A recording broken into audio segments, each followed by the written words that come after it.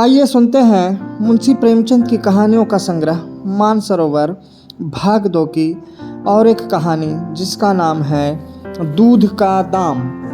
अब बड़े बड़े शहरों में दाइयाँ, नर्सें और लेडी डॉक्टर सभी पैदा हो गई हैं, लेकिन देहातों में जच्चे खानों पर अभी तक भंगीनों का ही प्रभुत्व है और निकट भविष्य में इसमें कोई तब्दीली होने की आशा नहीं। बाबू महेशनाथ अपने गांव के जमींदार थे, शिक्षित थे और जच्चे खानों में सुधार की आवश्यकता को मानते थे, लेकिन इसमें जो बाधाएं थी उन पर कैसे विजय पाते।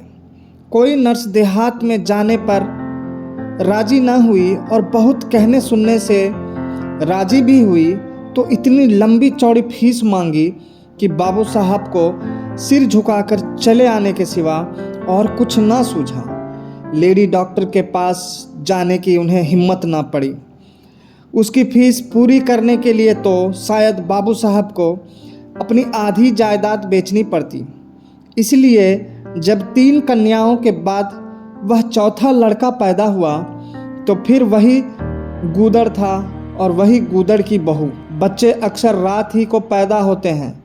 एक दिन आधी रात को चपरासी ने गूदड़ के द्वार पर ऐसी हाँक लगाई कि पास पड़ोस में भी जाग पड़ गई। लड़की ना थी कि मरी आवाज़ से पुकारता। गूदड़ के घर में इस शुभ अवसर के लिए महीनों से तैयारी हो रही थी। भय था तो यही कि फिर बेटी ना हो जाए, नहीं तो वहीं बंधा हुआ 1 रुपया और 1 साड़ी मिलकर रह जाएगी। इस विषय में स्त्री पुरुष में कितनी ही बार झगड़ा हो चुका था। शर्त लग चुकी थी। स्त्री कहती थी अगर अब की बेटा ना हो तो मुंह ना दिखाऊं। हाँ, मुंह ना दिखाऊं, सारे लक्षण बेटे के हैं। और गूदड़ कहता था देख लेना बेटी होगी। बेटा निकले तो मूछ मुड़ा लूं। हाँ, मूछें मुड़ा लूं। भूंगी बोली अब मूछ मुड़ा ले। कहती थी बेटा होगा, सुनता ही ना था, अपनी ही रट लगाया जाता था। मैं आज तेरी मूछें मुड़ूंगी, लूँ खूंटी तक तो रखूंगी ही नहीं। गूदड़ ने कहा अच्छा मूंड लेना भली मानस, मूछें क्या फिर निकलेंगी ही नहीं। तीसरे दिन फिर ज्यों की त्यों होंगी, मगर जो कुछ मिलेगा उसमें से आधा रख लूँगा, कह देता हूँ। भूंगी ने अंगूठा दिखाया और अपने 3 महीने के बालक को फूहड़ के सुपुर्द कर सिपाही के साथ चल खड़ी हुई। गूदड़ ने पुकारा अरे सुन तो, कहाँ भागी जाती है? मुझे भी बधाई बजाने जाना पड़ेगा, इसे कौन संभालेगा? भूंगी ने दूर ही से कहा इसे वहीं धरती पर सुला देना, मैं आके दूध पिला जाऊंगी। महेशनाथ के यहाँ अब भूंगी की खूब खातिरदारियां होने लगी। सवेरे हरीरा मिलता, दोपहर को पूरियां और हलवा, तीसरे पहर को फिर और रात को फिर। गूदड़ को भी भरपूर परोसा मिलता था। भूंगी अपने बच्चे को दिन रात में 1-2 बार से ज़्यादा दूध ना पिला सकती थी। उसके लिए ऊपर के दूध का प्रबंध था। भूंगी का दूध बाबू साहब का भाग्यवान बालक पीता था और यह सिलसिला 12वें दिन भी बंद न हुआ। मालकिन मोटी ताजी देवी थी, पर अब की कुछ ऐसा संयोग कि उन्हें दूध हुआ ही नहीं। भूंगी दाई भी थी और दूध पिलाई भी थी। मालकिन कहती भूंगी हमारे बच्चे को पाल दे, फिर जब तक तू जिए बैठी खाती रहना। 5 बीघे माफ़ी दिलवा दूंगी, नाती पोते तक चैन करेंगे। और भूंगी का लाडला ऊपर का दूध हजम ना कर पाता और बार बार उल्टी करता और दिन दिन दुबला होता जाता था। भूंगी कहती बहूजी मुंडन में चूड़े लूँगी, कह देती हूँ। बहूजी उत्तर देती हाँ लेना भाई, धमकाती क्यों हूँ? चांदी के लेगी या सोने के? वाह बहूजी, चांदी के पहन के किसे मुंह दिखाऊंगी और किसकी हंसी होगी? अच्छा सोने के लेना भाई, कह तो दिया। और ब्याह में कंठा लूँगी और चौधरी के लिए हाथों के तोड़े वह भी लेना। भगवान वह दिन तो दिखावे। घर में मालकिन के बाद भूंगी का राज्य था। महरिया, महाराजिन, नौकर चाकर सब उसका रोब मानते थे। यहाँ तक कि खुद बहू जी भी उससे दब जाती थी। एक बार तो उसने महेशनाथ को भी डांटा था। वह हंसकर टाल गए। बात चली थी भंगियों की ओर। महेशनाथ ने कहा था, दुनिया में और चाहे जो कुछ हो जाए, भंगी भंगी ही रहेंगे, इन्हें आदमी बनाना कठिन है। इस पर भूंगी ने कहा था, मालिक, भंगी तो बड़ों बड़ों को आदमी बनाते हैं, उन्हें कोई क्या आदमी बनाए। यह गुस्ताखी करके किसी दूसरे अवसर पर भला भूंगी के सिर के बाल बच सकते थे, लेकिन आज बाबू साहब ठठाकर हंसे और बोले, भूंगी बात बड़े पते की कहती है। भूंगी का शासनकाल साल भर से आगे न चल सका। देवताओं ने बालक के भंगिन का दूध पीने पर आपत्ति की। मोटे राम शास्त्री तो प्रायश्चित का प्रस्ताव कर बैठे। दूध तो छुड़ा दिया गया, लेकिन प्रायश्चित की बात हंसी में उड़ गई। महेशनाथ ने फटकार कर कहा, प्रायश्चित की खूब कही शास्त्री जी, कल तक उसी भंगिन का खून पीकर पला, अब उसमें छूत घुस गई। वाह रे आपका धर्म। शास्त्री जी शिखा फटका कर बोले, यह सत्य है। वह कल तक भंगिन का रक्त पीकर पला, मांस खाकर पला, यह भी सत्य है। लेकिन कल की बात कल थी, आज की बात आज। जगन्नाथपुरी में छूत अछूत सब एक पंगत में खाते हैं, पर यहाँ तो नहीं खा सकते। बीमारी में तो हम भी कपड़े पहने खा लेते हैं, खिचड़ी तक खा लेते हैं बाबूजी, लेकिन अच्छे हो जाने पर तो नेम का पालन करना ही पड़ता है। आप धर्म की बात न्यारी है, तो इसका यह अर्थ है कि धर्म बदलता रहता है, कभी कुछ कभी कुछ। और क्या, राजा का धर्म अलग, प्रजा का धर्म अलग, अमीर का धर्म अलग, गरीब का धर्म अलग। राजे महाराजे जो चाहे खाएं, जिसके साथ चाहे खाएं, जिसके साथ चाहे शादी ब्याह करें, उनके लिए कोई बंधन नहीं। समर्थ पुरुष हैं, बंधन तो मध्य वालों के लिए है। प्रायश्चित तो ना हुआ, लेकिन भूंगी को गद्दी से उतरना पड़ा। हाँ, दान दक्षिणा इतनी मिली कि वह अकेले ले ना जा सकी, और सोने के चूड़े भी मिले। एक ही जगह दो नई सुंदर साड़ियाँ मामूली नहीं, जैसी लड़कियों की बार मिली थी। इसी साल प्लेग ने जोर बांधा और गूदड़ पहले ही चपेट में आ गया। भूंगी अकेली रह गई, पर गृहस्थी ज्यों की त्यों चलती रही। लोग ताक लगाए बैठे थे कि भूंगी अब गई। फलां भंगी से बातचीत हुई, फलां चौधरी आए, लेकिन भूंगी न कहीं आई न कहीं गई। यहाँ तक कि 5 साल बीत गए और उसका बालक मंगल दुर्बल और सदा रोगी रहने पर भी दौड़ने लगा। सुरेश के सामने पिद्दी सा लगता था। एक दिन भूंगी महेशनाथ के घर का परनाला साफ कर रही थी। महीनों से गलीच जमा हो रहा था। आंगन में पानी भरा रहने लगा था। परनाले में एक लंबा मोटा बांस डालकर जोर से हिला रही थी।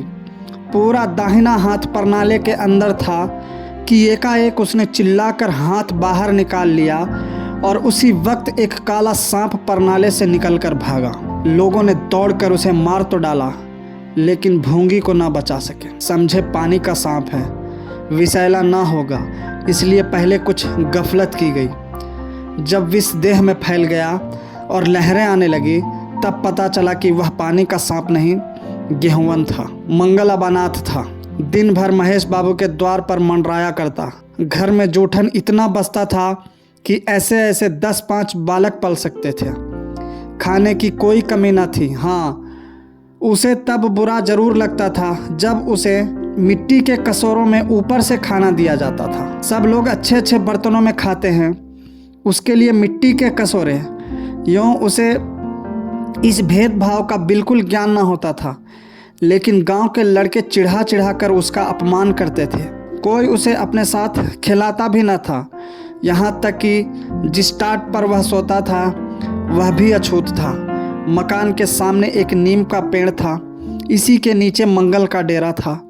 एक फटा सा टाट का टुकड़ा, 2 मिट्टी के कटोरे और एक धोती जो सुरेश बाबू की उतारन थी। जाड़ा, गर्मी, बरसात, हर एक मौसम में वह जगह एक सी आरामदेह थी। और भाग्य का बली मंगल झुलसती हुई लू, गलते हुए जाड़े और मूसलाधार वर्षा में भी जिंदा और पहले से कहीं स्वस्थ था। बस उसका कोई अपना था तो गांव का एक कुत्ता जो अपने सहवर्गियों के जुल्म से दुखी होकर मंगल की शरण आ पड़ा था। दोनों एक ही खाना खाते, एक ही टाट पर सोते, तबीयत भी दोनों की एक सी थी और दोनों एक दूसरे के स्वभाव को जान गए थे। कभी आपस में झगड़ा ना होता। गांव के धर्मात्मा लोग बाबू साहब की इस उदारता पर आश्चर्य करते। ठीक द्वार के सामने 50 हाथ भी ना होगा, मंगल का पड़ा रहना उन्हें 16 आने धर्म विरुद्ध जान पड़ा। छी, यही हाल रहा तो थोड़े ही दिनों में धर्म का अंत ही समझो। भंगी को भी भगवान ने ही रचा है, यह हम भी जानते हैं। उसके साथ हमें किसी तरह का अन्याय न करना चाहिए, यह किसे नहीं मालूम। भगवान का तो नाम ही पतित पावन है, लेकिन समाज की मर्यादा भी कोई वस्तु है। उस द्वार पर जाते हुए संकोच होता है। गांव के मालिक हैं, जाना तो पड़ता ही है, लेकिन बस यही समझ लो कि घृणा होती है। मंगल और टॉमी में गहरी बनती थी। मंगल कहता, देखो भाई टॉमी, जरा और खिसक कर सो, आखिर मैं कहाँ लेटूं? सारा टाट तो तुमने घेर लिया। टॉमी कूं करता, दुम हिलाता और खिसक जाने के बदले और ऊपर चढ़ आता एवं मंगल का मुंह चाटने लगता। शाम को वह एक बार रोज अपना घर देखने और थोड़ी देर रोने जाता। पहले साल फूस का छप्पर गिर पड़ा, दूसरे साल एक दीवार गिरी और अब केवल आधी आधी दीवारें खड़ी थीं, जिनका ऊपरी भाग नोकदार हो गया था। यही उसे स्नेह की संपत्ति मिली थी। वही स्मृति ही आकर्षण, वही प्यार उसे एक बार उस उजड़ में खींच ले जाता था और टॉमी सदैव उसके साथ होता था। मंगल नोकदार दीवार पर बैठ जाता और जीवन के बीते और आने वाले स्वप्न देखने लगता और बार बार उछलकर उसकी गोद में बैठने की असफल चेष्टा करता। एक दिन कई लड़के खेल रहे थे। मंगल भी पहुंचकर दूर खड़ा हो गया। या तो सुरेश को उस पर दया आई या खेलने वालों की जोड़ी पूरी न पड़ती थी, कह नहीं सकते। जो कुछ भी हो, तजवीज़ की कि आज मंगल को भी खेल में शरीक कर लिया जाए। यहाँ कौन देखने आता है? क्यों रे मंगल, खेलेगा? मंगल बोला, ना भैया, कहीं मालिक देख ले तो मेरी चमड़ी उधेड़ दी जाए। तुम्हें क्या, तुम तो अलग हो जाओगे। सुरेश ने कहा, तो यहाँ कौन आता है देखने बे? चल हम लोग सवार खेलेंगे। तू घोड़ा बनेगा, हम लोग तेरे ऊपर सवारी करके दौड़ाएंगे। मंगल ने शंका की, मैं बराबर घोड़ा ही रहूँगा कि सवारी भी करूँगा, यह बता दो। यह प्रश्न टेढ़ा था, किसी ने इस पर विचार न किया था। सुरेश ने एक क्षण विचार करके कहा, तुझे कौन अपनी पीठ पर बिठाएगा? सोच, आखिर तू भंगी है कि नहीं? मंगल भी खड़ा हो गया, बोला, मैं कब कहता हूँ कि मैं भंगी नहीं हूँ, लेकिन तुम्हें मेरी ही माँ ने अपना दूध पिलाकर पाला है। जब तक मुझे भी सवारी करने को ना मिलेगी, मैं घोड़ा ना बनूंगा। तुम लोग बड़े चढ़ हो, आप तो मज़े से सवारी करोगे और मैं घोड़ा ही बना रहूं। सुरेश ने डांट कर कहा, तुझे घोड़ा बनना पड़ेगा, और मंगल को पकड़ने दौड़ा। मंगल भागा, सुरेश ने दौड़ाया। मंगल ने कदम और तेज किया, सुरेश ने भी जोर लगाया, मगर वह बहुत खा कर थुल हो गया था और दौड़ने में उसकी सांस फूलने लगती थी। आखिर उसने रुक कर कहा, आकर घोड़ा बनो मंगल, नहीं तो कभी पा जाऊंगा तो बुरी तरह पीटूंगा। तुम्हें भी घोड़ा बनना पड़ेगा। अच्छा, हम भी बन जाएंगे। तुम पीछे से निकल जाओगे। पहले तुम घोड़ा बन जाओ, मैं सवारी कर लूं, फिर मैं बनूंगा। सुरेश ने सचमुच चकमा देना चाहा था। मंगल का यह मुतालबा सुनकर साथियों से बोला, देखते हो इसकी बदमाशी, भंगी है ना। तीनों ने मंगल को घेर लिया और उसे ज़बरदस्ती घोड़ा बना दिया। सुरेश ने चटपट उसकी पीठ पर आसन जमा लिया और टिक टिक करके बोला, चल घोड़े चल। मंगल कुछ देर तक तो चला, लेकिन उस बोझ से उसकी कमर टूटी जाती थी। उसने धीरे से पीठ सिकोड़ी और सुरेश की रान के नीचे से सरक गया। सुरेश महोदय लद से गिर पड़े और भोंपू बजाने लगे। माँ ने सुना सुरेश कहीं रो रहा है। सुरेश कहीं रोए तो उनके तेज कानों में जरूर भनक पड़ जाती थी और उसका रोना भी बिल्कुल निराला होता था, जैसे छोटी लाइन के इंजन की आवाज़। महरी से बोली, देख तो सुरेश कहीं रो रहा है, पूछ तो किसने मारा है। इतने में सुरेश खुद आंखें मलता हुआ आया। उसे जब रोने का अवसर मिलता था तो माँ के पास फरियाद लेकर जरूर आता था। माँ मिठाई या मेवे देकर आंसू पोंछ देती थी। आप थे तो 8 साल के, मगर थे बिल्कुल गावदी। हद से ज़्यादा प्यार ने उसकी बुद्धि के साथ वही किया था जो हद से ज़्यादा भोजन ने उसकी देह के साथ। माँ ने पूछा, क्यों रोता है सुरेश, किसने मारा?